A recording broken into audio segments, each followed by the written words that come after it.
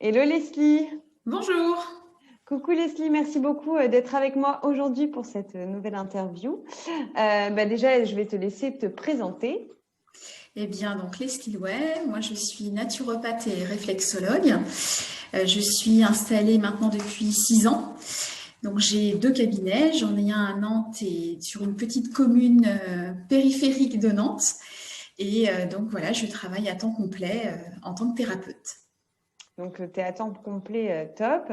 Et pourquoi, en fait, tu as décidé... Alors, est-ce que tu as commencé... Déjà, pourquoi tu as commencé? Et tu as commencé à temps complet ou c'était à côté de ton activité?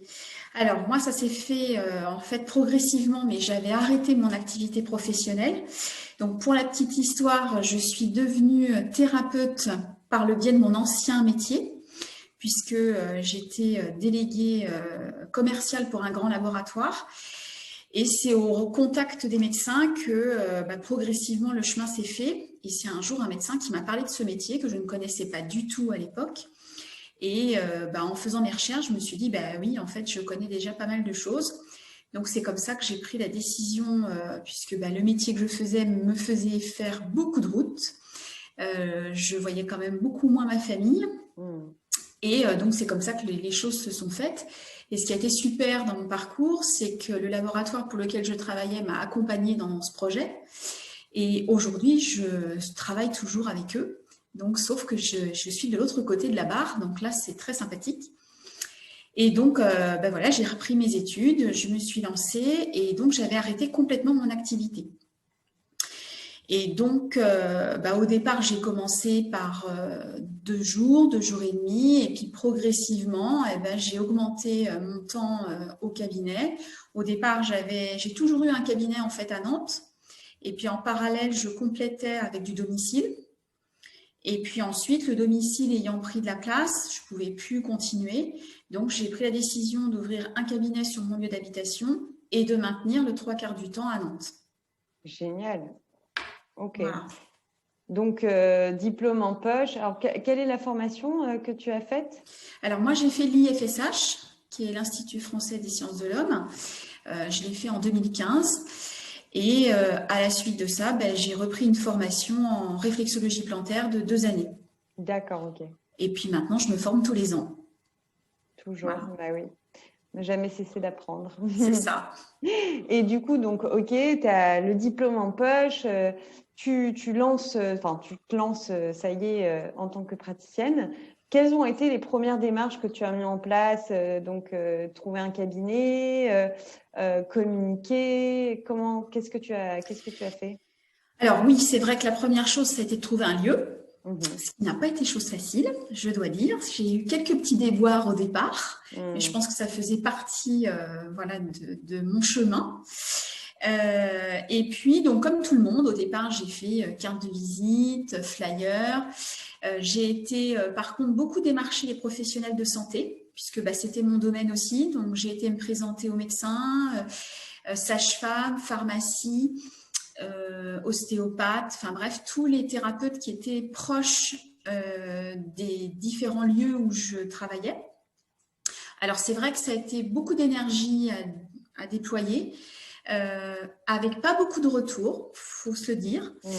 Mais par contre, moi, j'invite vraiment les thérapeutes qui s'installent à se présenter auprès des autres thérapeutes parce que moi, j'ai eu comme ça, en l'occurrence, une sage-femme qui m'a fait confiance. Et avant de m'envoyer des patientes, ce qu'elle a fait, c'est qu'elle, elle est venue en tant que consultante et voyant le travail, elle m'a fait confiance et elle m'a envoyé du monde. Et aujourd'hui, elle part à la retraite, elle est remplacée et sa sage-femme qui va la remplacer va continuer. Donc, c'est aussi comme ça que les partenariats se font. Moi, je sais que j'ai aussi la chance de travailler avec un médecin généraliste, puisque je la connaissais auparavant avec mon ancien métier. Et c'est vrai que d'avoir un médecin dans sa poche, c'est aussi, je dirais, pas un gage de sécurité, mais en tout cas, un gage de sérieux vis-à-vis des clients qui viennent nous voir. Et en même temps, ça fait de la pub, quoi. Oui, carrément, Et bien c'est sûr, une très bonne pub. bien sûr. Et est-ce que plus concrètement, comment est-ce que tu les as contactées, ces personnes? Tu les connaissais d'avant et tu leur as juste dit que tu étais devenue praticienne ou tu avais fait Alors, en fait, il y a eu les deux. Il y a eu ceux que je connaissais.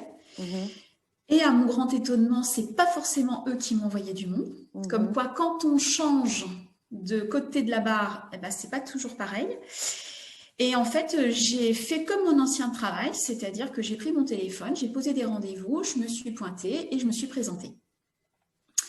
Et voilà. Et même les pharmacies, c'est vrai que les pharmacies m'ont pas apporté beaucoup, je dois dire. Mais par contre, maintenant, je travaille avec certaines pharmacies et c'est vrai qu'il y a un échange qui se fait et elles vont beaucoup plus facilement donner mon nom qu'elles ne le faisaient auparavant.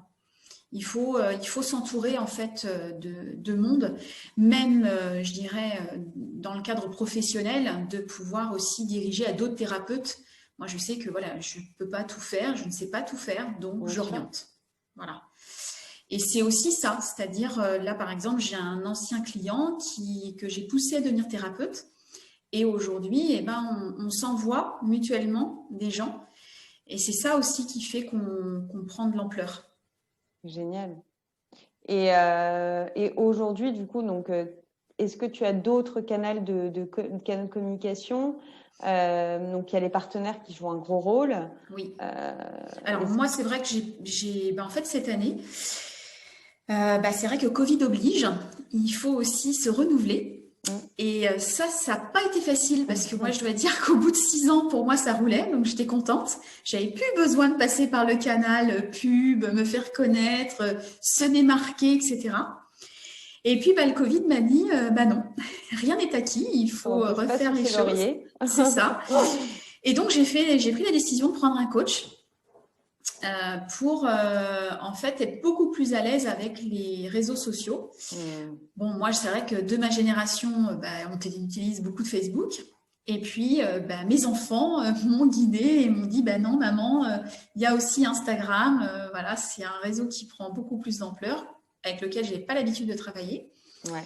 Et puis, je m'y suis mise et je m'en amuse, donc c'est sympa. C'est génial. Donc, tu as mis en place une stratégie de contenu. Ouais. Voilà, donc maintenant, je partage, je fais des publications différentes entre Instagram et Facebook. Je me suis mise aussi sur LinkedIn, puisque moi, je fais également des animations dans les entreprises, alors qui restent ponctuelles, mais qui sont toujours intéressants et que j'aimerais développer. Donc, de bien scinder en fait les réseaux et de savoir Ouais, ce en qu'on fait fonction. sur quels réseaux. Voilà. Bien sûr, évidemment, ouais.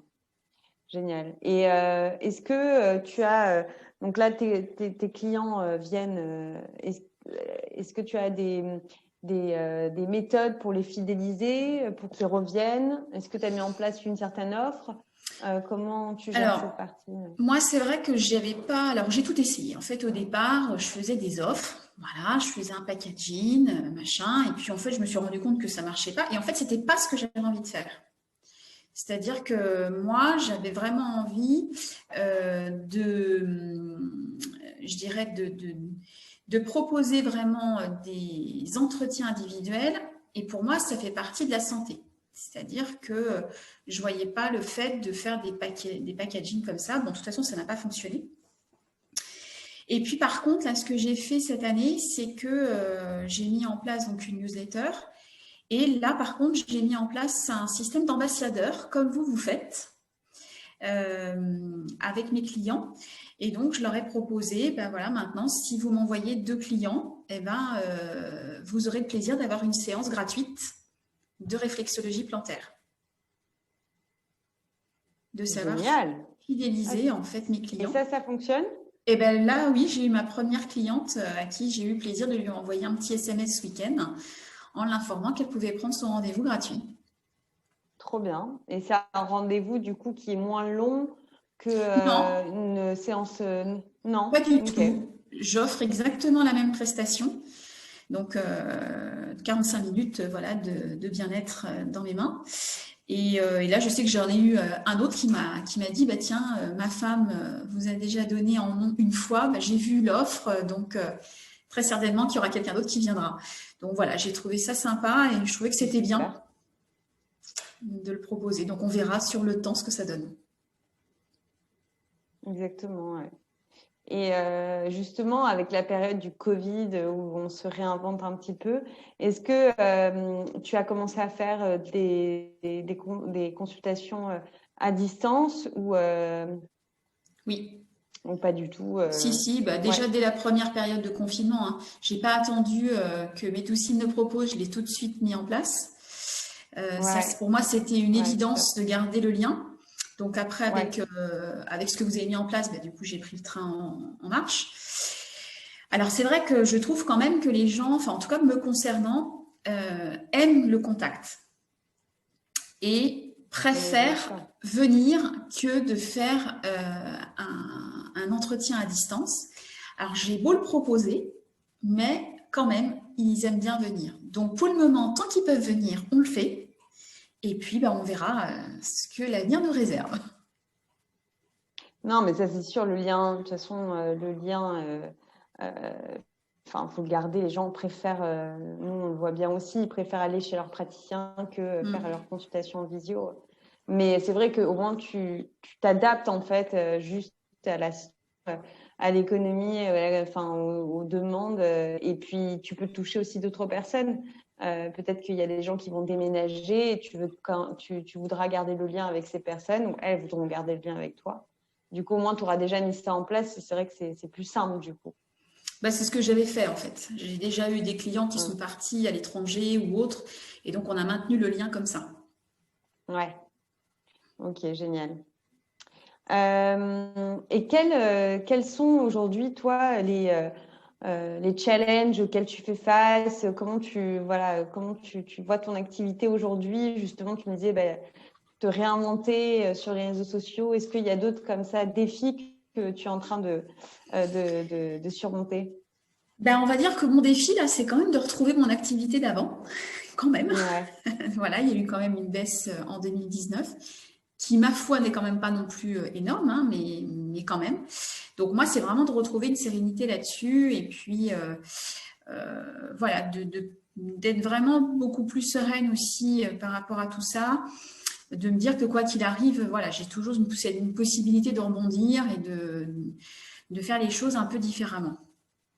Hmm. Ok.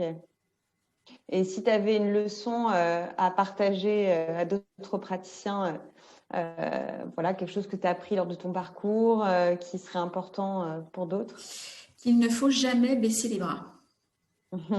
Parce que Ouais, c'est une très bonne leçon. ça, c'est clair au départ. Enfin, moi, voilà, je reçois beaucoup d'étudiants, parce que je suis aussi intervenante pour une école de naturo.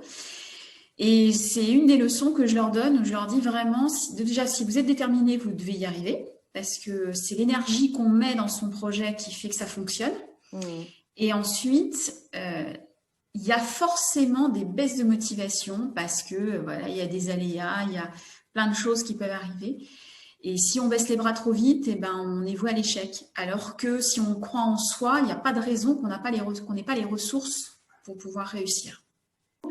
Pour finir, je demande toujours la petite question. Est-ce que tu aurais un petit mot à dire par rapport à Médoucine, au réseau, et est-ce que tu en penses, si tu es contente Alors, de Médoucine? bah oui, oui, oui. Moi, c'est vrai que je fais partie des vieilles un petit peu quand même avec Médoucine, puisque j'ai été une des premières à signer en région quand Médoucine est venue sur Nantes.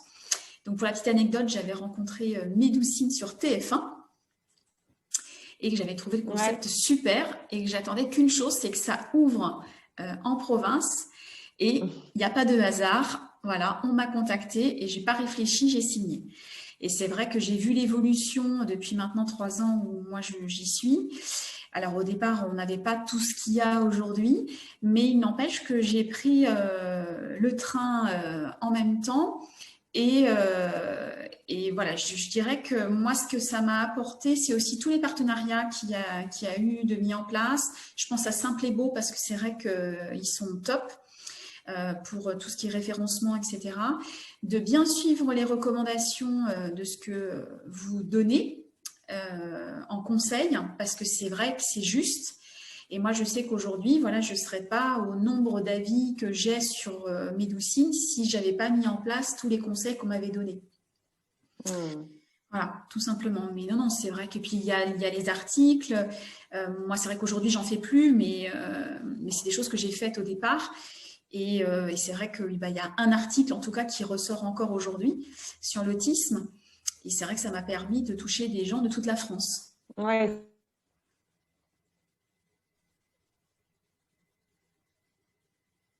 Bah, écoute, je partagerai ce petit mot à l'équipe.